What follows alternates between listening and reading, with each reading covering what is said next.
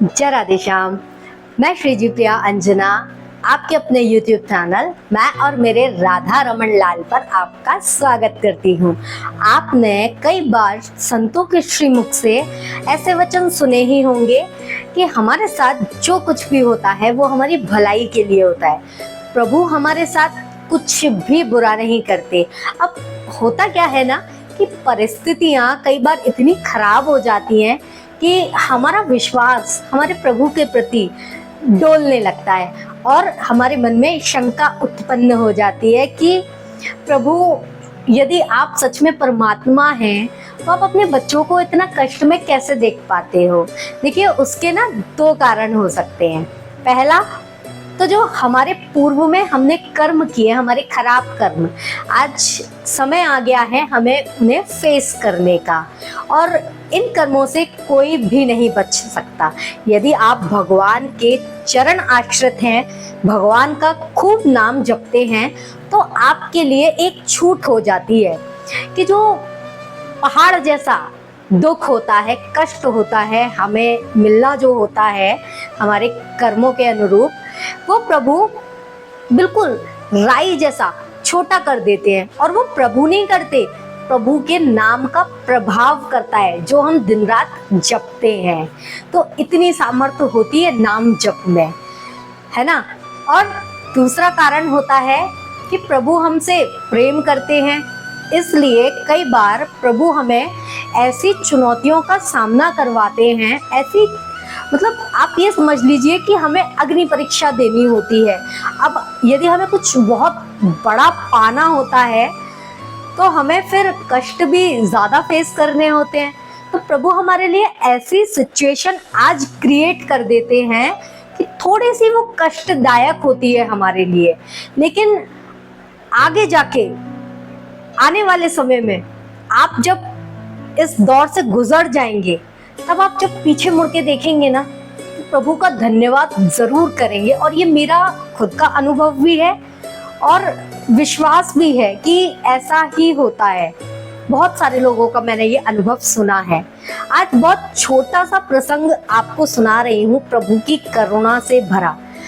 आशा है कि ये प्रसंग सुनने के बाद आपके मन में प्रभु के प्रति जो भी शिकवे शिकायत हैं, जो भी विश्वास हमारा डोल जाता है, इस प्रसंग को सुनने के बाद वो शिकवे शिकायत थोड़े से कम हो जाएं। तो एक ही रिक्वेस्ट है, इस प्रसंग को लास्ट तक पूरा सुनिएगा। प्रसंग का नाम है भगवान की कृपा। एक राजा था, उसका मंत्री भगवान का परम वैष्णव भक्त था।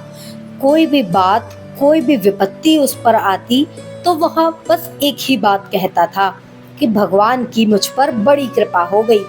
एक दिन राजा के बेटे की मृत्यु हो गई।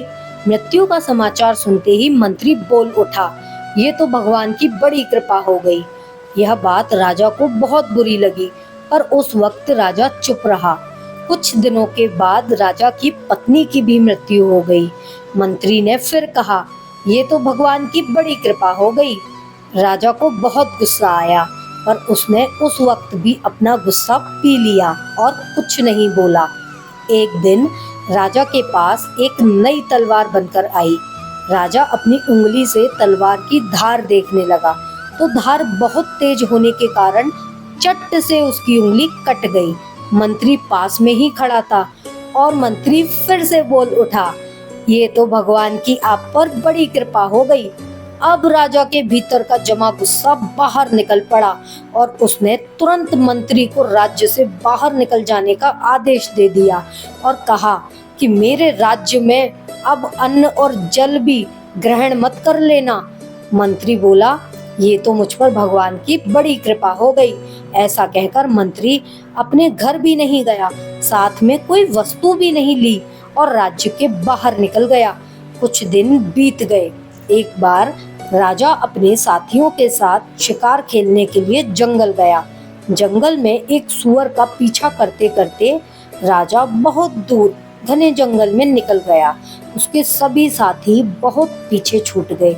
वहां जंगल में डाकुओं का एक दल रहता था। उस दिन डाकुओं ने काली माता को एक मनुष्य की बलि देने का विचार किया हुआ था। संयोग से डाकुओं ने राजा को देख लिया। उन्होंने राजा को पकड़कर बांध दिया। अब उन्होंने बलि देने की तैयारी शुरू कर दी।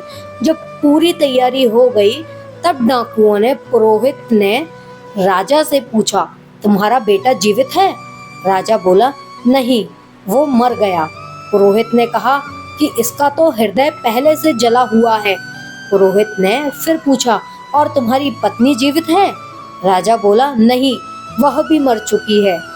पुरोहित ने कहा कि अरे, यह तो आधे अंग का है, अतः यह बलि के योग्य तो है ही नहीं, परंतु हो सकता है कि यह मरने के भय से झूठ बोल रहा हो। पुरोहित ने राजा के शरीर की जांच करी तो देखा कि उसकी एक उंगली कटी हुई है। पुरोहित ने बोला, अरे, यह तो अंग भंग भी है, बलि के योग्य तो ये है ही नहीं, छोड़ दो इसको। डाकुओं ने राजा को छोड़ दिया। राजा अपने घर लौट आया। लौटते ही उसने अपने आदमियों को आज्ञा दी कि हमारा मंत्री जहां भी हो उसको तुरंत ढूंढकर हमारे पास लाओ। जब तक मंत्री वापस नहीं आएगा तब तक मैं अन्न ग्रहण नहीं करूंगा। राजा के आदमियों ने मंत्री को ढूंढ लिया और उससे तुरंत राजा के पास वापस चलने की प्रार्थना करी। मंत्री ने कहा, ये तो भगवान की मुझ पर बड़ी कृपा हो गई। मंत्री राजा के सामने उपस्थित हो गया।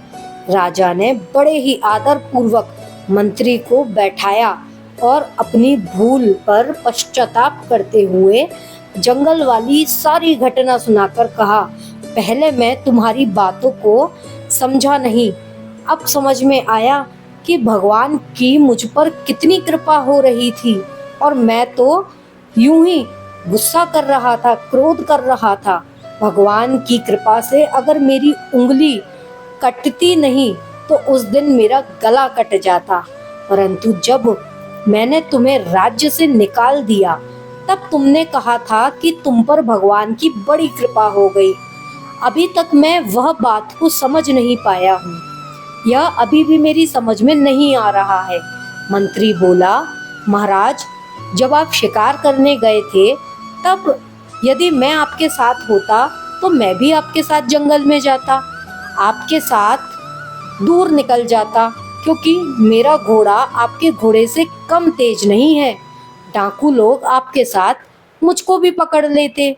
आप तो उंगली कटी होने के कारण बच गए, पर मेरा तो उस दिन गला कट ही जाता। इसलिए हुई ना भगवान की मुझ पर अतिशय कृपा। मैं आपके साथ नहीं था, राज्य से बाहर था, अतः मरने से बच गया। अब मैं पुनः अपनी जगह वापस आ गया हूँ। ये भी भगवान की मुझ पर अतिशय कृपा ही तो है। राजा ने कहा, बात तो आपकी सही है। तो देखा आपने, राधा रमन लाल जी हमारे साथ जो कुछ भी करते हैं दी बेस्ट करते हैं। तो प्रभु के प्रति अपना विश्वास खोए नहीं, बनाए रखें। और ये प्रसंग आपको कैसा लगा कमेंट करके ज़रूर बताएं। वीडियो को लाइक करके शेयर करना बिल्कुल ना भूलें। आपका एक लाइक हमें मोटिवेट करता है। तो सुनते रहिए प्रेरणादायक प्रसंग श्री जी प्रिया अंजना के संग। फिलहाल के लिए राधा रमन लाल जी की जय हो।